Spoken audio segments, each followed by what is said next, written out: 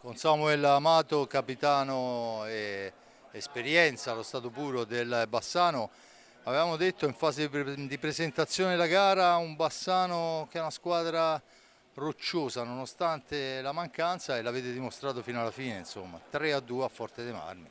Sì, ci siamo preparati abbastanza bene questa settimana. Ci mancano due giocatori importanti per noi, Scuccato e Sgaria, che ci danno una mano grossissima.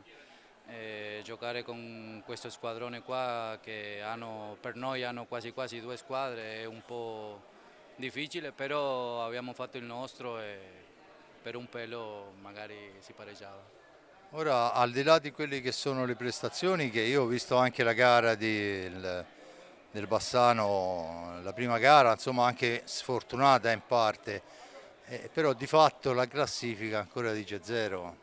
Questo vi preoccupa o Sì, è un certo. percorso regolare? No, no, no, ci preoccupa tantissimo. La classifica nostra dovrebbe avere dei punti già, però si sta facendo difficile la salita e comunque noi continuiamo a lavorare, continuiamo a fare quello che ci dice il mister e andiamo avanti.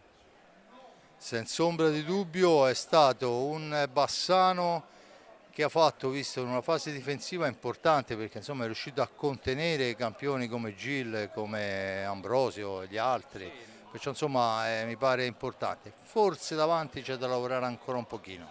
certo, come ti ho detto prima, questa settimana ci siamo allenati anche abbastanza difensivamente perché loro ovviamente hanno dei nomi super forti e tanti anche, quindi quando entrava uno usciva l'altro e loro non ci davano pace, però va bene, davanti noi dobbiamo lavorare un po' di più, dobbiamo essere un po' più cinici e mettere la palla dentro. Bene, io ti ringrazio Samuel, alla prossima. Grazie a te.